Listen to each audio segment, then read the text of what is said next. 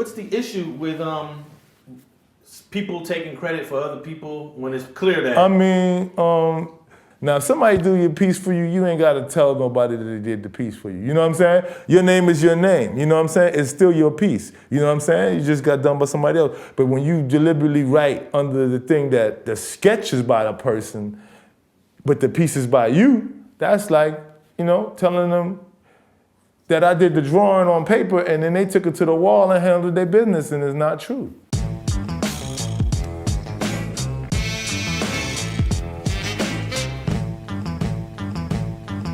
This is one of the first pieces that I seen in LA. This might have even been before. I'm not sure if I had knew you yet, but this was in '84 near Wilshire, near Wilshire and Western. Okay. And whoever that dude is, you know, he definitely is around that first generation time. Yeah. That might be, that could be. It says C's. But it looked like Styly 3 or somebody, man. Styly 3 was up too, man. I'm sure that someone that's watching this interview is going. They're gonna know who it is. Oh, you gonna show it? You gonna show it? But whoever this dude is, this was on the wall in December of '84. So when you was doing that piece at the RadioTron, this was being done right here. And I never found out who it was. I like it. It's cool because he did it illegally. I don't like it. Yeah, that was an illegal wall, 100%. I'll show you another illegal wall. I like that. This was an illegal wall. RTD owned this alley. Okay. And the buses used to roll through there all the time. And I said, let me jump in here. Hopefully, knock it out. Hell yeah. Yeah, that's tight. And they try to make it like I didn't bomb buses. I was bombing buses for them niggas was bombing buses. Man, you kidding me, man? Get a Magnum marker and get it right in that bus terminal over there by Schoolyard Hood. Right over in that area, there was a bus terminal right there. Rampart or whatever it was, right in there. You could just walk in there, you know?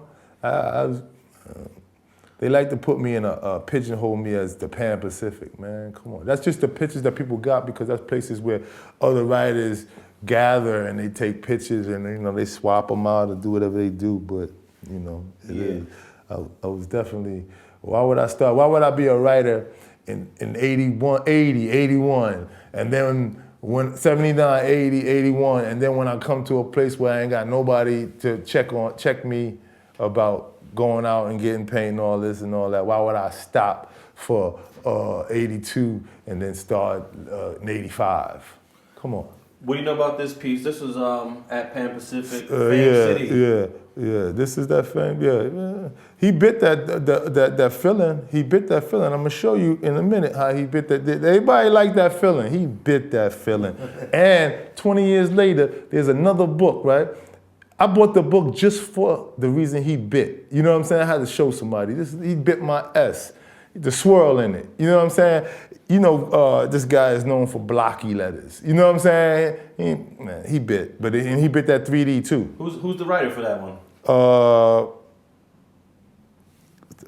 Wes, FC. He bit that, man. And he, matter of fact, he bit it. Here's how I know he bit it. Because this same wall that he at right now is where that piece was at. He took a picture of that piece, saw that it's a little part of it. It's not the whole thing like how he do it. You know what I'm saying? But he straight bit it. And that's a fact. And I told him that on Instagram. I told that nigga, I said, yo, you bit my shit. And I showed him the other one, and I showed him on top of me, the comparison. So when he came to LA in '85, and he went back to New York, he did that other piece in '86 or '85. You know what I'm saying? What was his response to you when he didn't respond. He knew already. I mean, come on. He didn't think I would see it. Why would I come at you 20 years later if I didn't feel in my heart of hearts that you bit my shit? Why would I even mention it 20 years later? And the reason why I mentioned it because he wrote the real New York City takeover at the Pan Pacific. Like he the real nigga who taking over LA. Nigga, you got one piece. You got one piece. And it was legal by the time you got there. You know what I'm saying? Now, during this time, 83, 84, 85, did you get into any beefs while writing at that time? To my beefs with other writers? With other writers, Hell no. It didn't exist, huh? Didn't exist. Nah, come on. Nah, not that nobody even stepped to me talking about, yo, you did. Come on,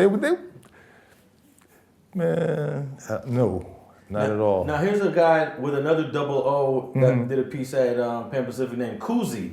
Right. I thought it was a pretty good piece. What you think about that one? Yeah, it's slick. It's slick. It's slick.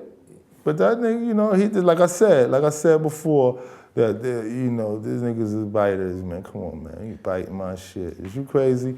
He's a stoner, right? Not a stoner, but they listen to rock music. They got a thing where they wanted to separate rap from graffiti, right? And he's down with risk, so they one of them, right? So what is he doing a b-boy for if he didn't find out about graffiti through hip hop? If you a stoner, a rock and roll dude, why you join a b-boy? Right? Because b-boy is hip hop. If you a stoner, you would join stoner stuff, you know? So that's the influence from hip hop that they got.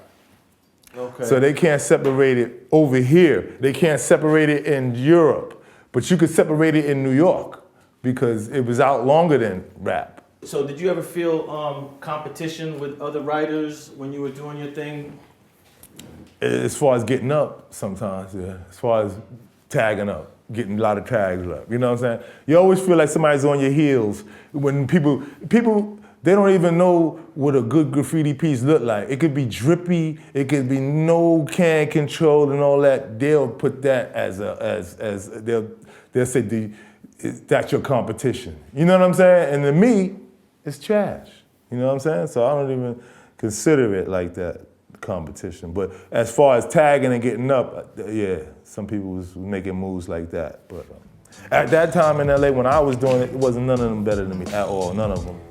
Period. Thanks for watching StreetTV.net. If you're not subscribed, please hit that button below and click the bell to receive alerts and notifications. Feel free to comment below so you can give us your feedback, and be sure to watch the 2 related episodes to the right. If you want to support this platform or follow us on social media, visit the links in the description, and thanks for watching StreetTV.net.